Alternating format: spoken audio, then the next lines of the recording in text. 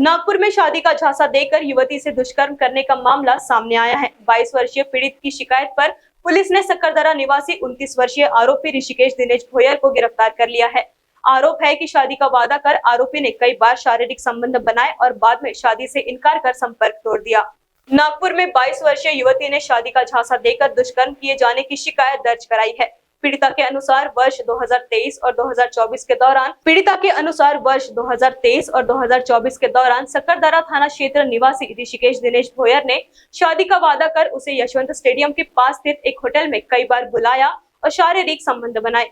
पीड़िता का आरोप है कि मार्च 2024 में वह गर्भवती हो गई। इसके बाद उसने आरोपी पर शादी के लिए दबाव बनाया, लेकिन आरोपी ने उससे संपर्क तोड़ दिया और बात भी करना बंद कर दिया। परिस्थितियों के चलते पीड़िता ने गर्भपात कराया। बाद में जब उसे आरोपी की शादी होने की जानकारी मिली, तब उसने पुलिस में शिकायत दर्ज कराई।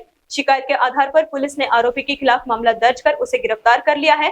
फिलहाल मामले की विस्तृत जांच जारी है। एक 22 वर्षीय महिलेने दिनांक 23 रोजी पोलीस स्टेशन येथून तक्रार दिली की 2023 ते 24 दरम्यान सदर गुन्ह्यातील आरोपी ऋषिकेश दिनेश भोयर व 29 वर्ष राहणार सोमवारी क्वार्टर पोलीस ठाणे सक्करदरा राहतो।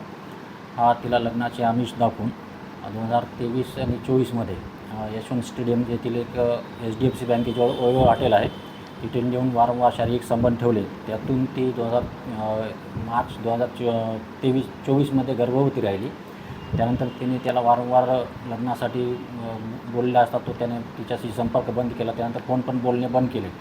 त्यामुळे तिने तिचे अबॉर्शन करून घेतलेले आहे आणि त्यानंतर आता परत तिच्या लग्न झाल्यानंतर त्याबद्दल माहिती पडल्याने ती पोलीस स्टेशनला तक्रार देण्याकरिता आलेली आहे। त्यावरून आरोपी अटक आहे। ऋषिकेश दिनेश भोयर याला अटक करण्यात आली असून PCR मध्ये आहे।